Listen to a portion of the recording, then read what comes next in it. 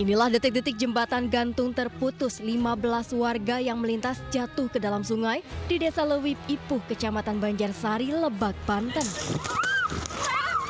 Mereka merupakan para peziarah usai bersilaturahmi saat Lebaran. Diduga jembatan yang terbuat dari batang bambu dan seling kawat tersebut tidak kuat menahan beban 15 orang sekaligus. Dari informasi yang diperoleh, jembatan tersebut sudah lama rusak namun belum ada perbaikan. Dari Lebak, Banten, Iskandar Nasution melapor. Pemirsa, kebakaran RSUD Dr. Jusuf SK di Kota Tarakan, Kalimantan Utara membuat panik pasien yang tengah dirawat. Keluarga dan pasien berhamburan ke halaman parkir rumah sakit. Lewat belakang aja kamu. Pasien yang dirawat di RSUD Dr. Jusuf SK Tarakan, Kalimantan Utara beserta keluarga panik berhamburan. Sejumlah pasien bayi juga turut dievakuasi, seluruhnya berlarian menuju halaman parkir. Kebakaran terjadi Jumat dini hari saat pasien terlelap. Beberapa pasien yang dirawat dalam kondisi kritis sempat dilarikan ke rumah sakit terdekat. Titik kebakaran diduga berasal dari lantai 4 rumah sakit. Dari lantai berapa? Lantai 4. Lantai 4 ya? Ya. Bapak keluar panik Pak ya? Panik ya. Kalau sampai ditangkap baru aku tahu kalau ada ini. Ada kebakaran kan. Puluhan mobil pemadam dikerahkan meski kobaran api tidak nampak dari luar rumah sakit. Hingga kini belum diketahui penyebab kebakaran. Dari Tarakan, Kalimantan Utara, Usman Codang, iNews. Pemirsa, hari ketiga libur Lebaran, arus lalu lintas di kawasan wisata Puncak Bogor makin padat. Mengurai kemacetan, Satlantas Polres Bogor memberlakukan sistem ganjil genap dan satu arah dari Jakarta menuju Puncak. Antrean panjang kendaraan terjadi di Simpang Gadok hingga Pasir Angin dan Megamendung. Arus lalu lintas di Simpang Gadok arah Puncak diberlakukan satu arah seiring dengan masih banyaknya warga berlibur. Selain menjadi jalur perlintasan mudik Lebaran ke kawasan Cianjur, Bandung dan sekitarnya, kawasan wisata Puncak juga masih menjadi destinasi wisata bagi para wisatawan.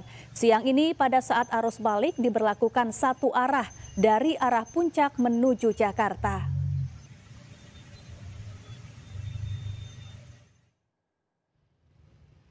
Memasuki Lebaran ketiga, jalur kawasan wisata Lembang, Kabupaten Bandung Barat kembali mengalami kepadatan arus lalu lintas. Antrean kendaraan didominasi dengan plat nomor dari luar kota seperti Jakarta yang menuju kawasan wisata Lembang. Akibat kepadatan ini, agar sampai ke Lembang dari Bandung dibutuhkan waktu lebih dari 2 jam. Bagi Anda yang akan ke Lembang, diimbau untuk menggunakan jalur alternatif agar tidak terjebak kemacetan.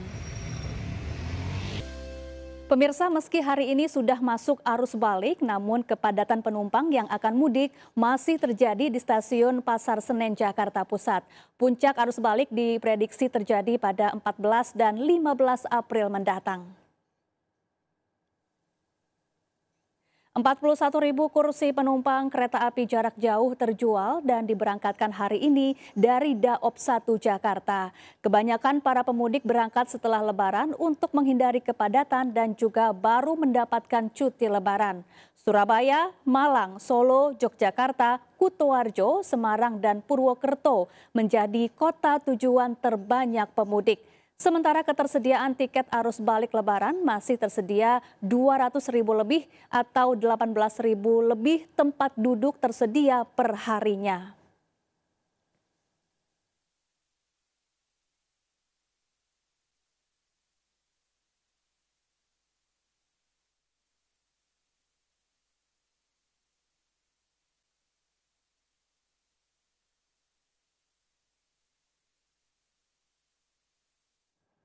H+2 Lebaran, volume kendaraan arus mudik maupun balik di gerbang tol Cikatama ramai lancar, meski mulai ada peningkatan yang mengarah ke Jakarta. Dan untuk mengetahui kondisi terkini, kita terhubung dengan reporter Aulina Iyasa dari gerbang tol Cikatama. Aulia, silakan laporan Anda.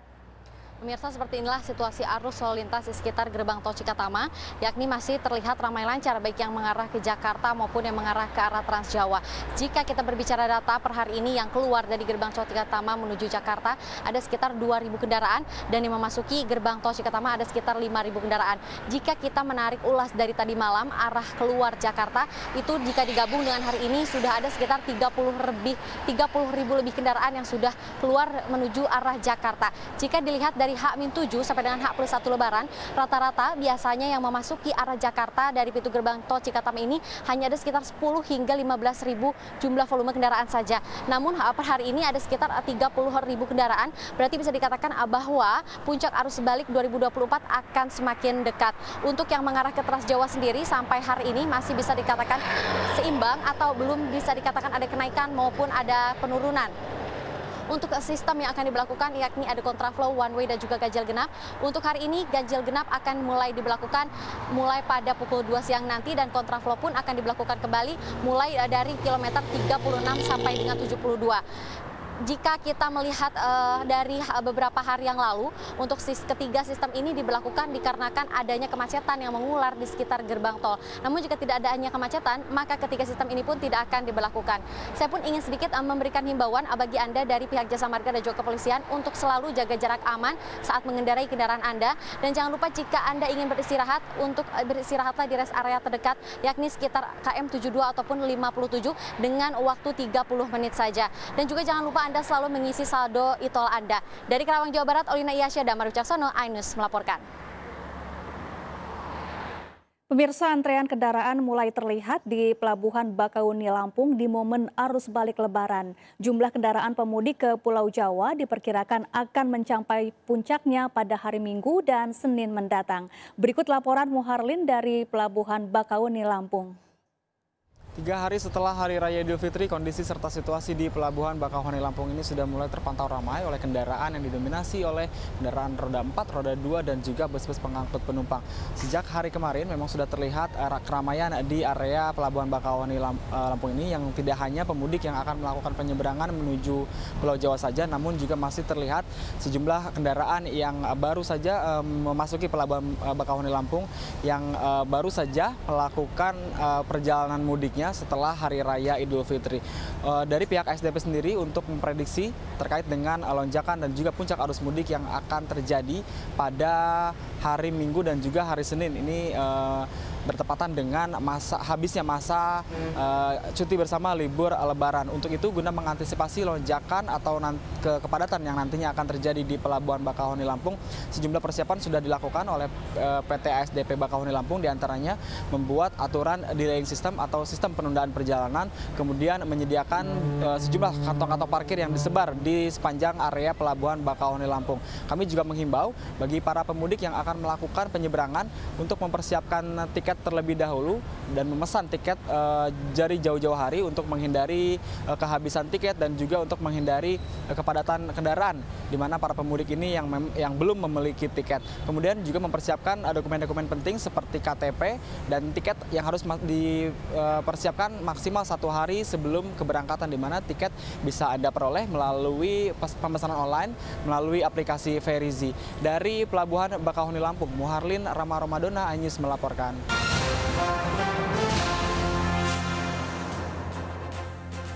Pemirsa, ditinggal mudik Lebaran, seorang pencuri rumah kosong terpergok warga saat beraksi di Medan, Sumatera Utara. Pelaku jadi bulan-bulanan warga usai kabur ke atap rumah. Warga mengepung pencuri yang beraksi di rumah kosong yang ditinggal pemiliknya mudik Lebaran di Jalan Cempaka, Helvetia, Medan. Warga memburu pelaku yang kabur ke atap rumah. Pelaku merupakan residivis kasus pencurian. Pelaku yang sempat diamuk warga akhirnya diamankan polisi ke Polsek Helvetia, Medan untuk diperiksa lebih lanjut.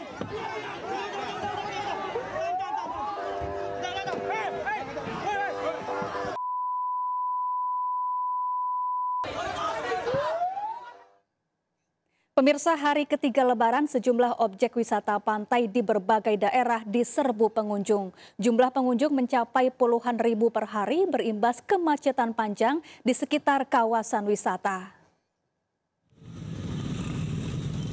40.000 pengunjung memadati kawasan wisata Pantai Bagedur Malingping, Lebak, Banten. Tidak hanya pengunjung, Pantai Bagedur juga dipadati pedagang, membuat pengunjung tidak nyaman. Harga tiket yang murah hanya Rp10.000 menjadikan Pantai Bagedur menjadi tujuan wisata favorit di Lebak, Banten. Pengunjung yang datang pun tak hanya dari Lebak, namun juga dari Jabodetabek. Menurut kita pribadi seperti anak muda ya, kurang nyaman tempatnya. Karena yang pertama ada sampah di sini, di sampah, terus pedagangnya juga kurang terorganisir. Jadi tempat seperti itu kurang diatur gitu untuk pedagang. 29.000 wisatawan yang memasuki 5 lokasi destinasi wisata di Pangandaran, Jawa Barat terus meningkat. Bahkan Pantai Pangandaran padat diserbu pengunjung didominasi wisatawan lokal. Antrian kendaraan mengular di pintu masuk utama mengakibatkan macet akibat adanya keterlambatan pembayaran tiket di pintu masuk. Ribuan pengunjung juga menyerbu wisata Pantai Pondok Bali, Legon Kulon, Kabupaten Subang, Jawa Barat. Ribuan pengunjung memadati pantai di pesisir laut utara Jawa, bahkan antrian sudah terjadi sejak pintu masuk mengular ratusan meter.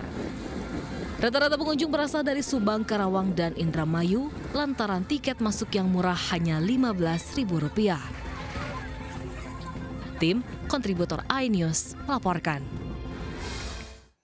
Pemirsa, Anda yang masih menikmati libur Lebaran bisa menjajal wisata adrenalin. Berpetualang terbang menggunakan para layang sambil memanjakan mata, melihat hamparan kebun teh di Bukit Santiong, Subang, Jawa Barat.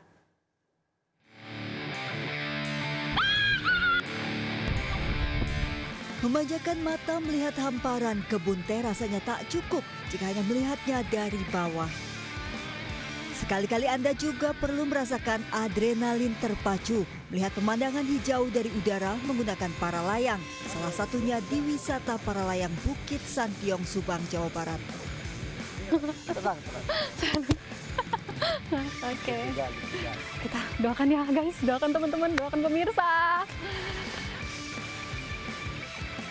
Tak perlu khawatir bila baru pertama kali mencoba karena akan ada instruktur profesional yang akan membantu mengarahkan. Selain itu, wisatawan juga dilengkapi dengan perlengkapan sesuai standar yang menjamin keselamatan selama para layang. Berdiri, lari yang kuat, lari.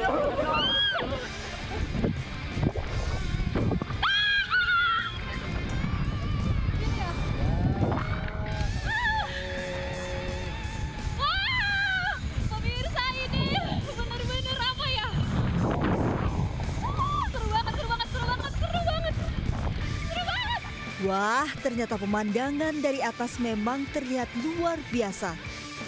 Saya lihat di internet gitu, lihat ada tempat ini di Jakarta, di Bandung gitu, nggak jauh banget dari Jakarta gitu. Jadi pengen coba, kelihatannya kayak asik gitu di sini. Nggak takut acaranya. Ada takut sih, cuman kayak pengen coba aja gitu, rasanya kayak gimana main ini. Saya sebelumnya cuma pernah lihat orang main doang, nggak pernah main sendiri gitu. Meski pengalaman kali ini cukup mendebarkan, rasanya saya kecanduan dan ingin mengulang kembali terbang menggunakan para layang.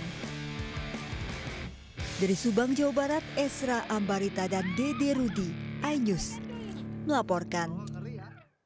Pemirsa, sempat divonis mengalami gangguan keterlambatan berbicara, Muhammad Fatir Siregar, hafiz cilik asal Medan, justru meraih beragam prestasi. Melalui terapi murotal Al-Quran, Fatir lancar berbicara, bahkan hingga menghafal ayat-ayat Al-Quran.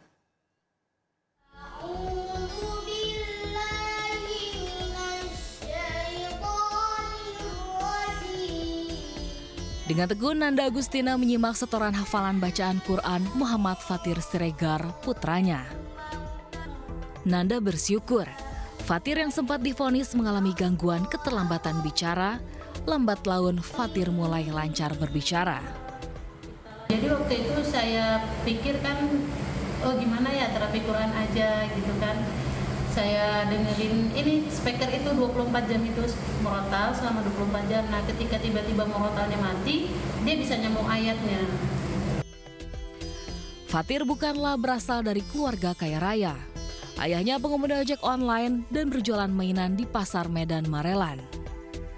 Namun di tengah keterbatasan ekonomi, Fatir justru mengukir prestasi, termasuk pada ajang Hafiz Indonesia 2024.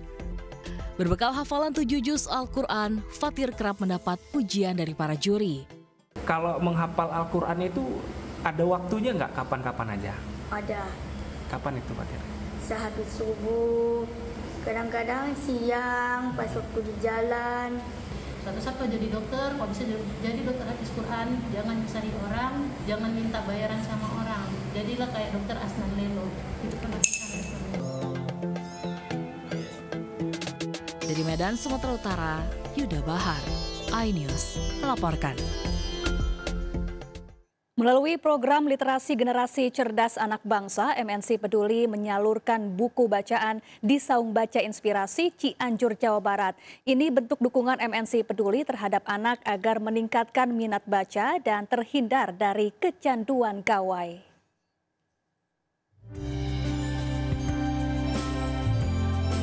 Puluhan anak-anak antusias membaca buku di Saung Baca Inspirasi di Kampung Cikadal, Desa Nyalindung, Kecamatan Cugenang, Cianjur, Jawa Barat.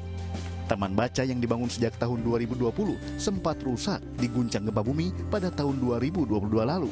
Bangunan saung roboh, bahkan banyak buku yang tertimbun reruntuhan dan terbuang. Buku apa aja sih yang Ika senang atau yang Ika suka dibaca? Buku komik, buku cerita, cerita-cerita yang gitu.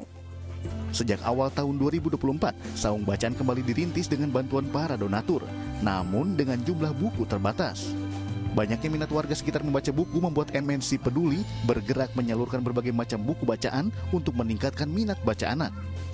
Tadi bersama di MNC Peduli, alhamdulillah beliau membawakan buku buat anak-anak. Alhamdulillah anak-anak bisa membaca kembali. Sangat membantu terutama untuk anak-anak yang dalam masa belajar membaca.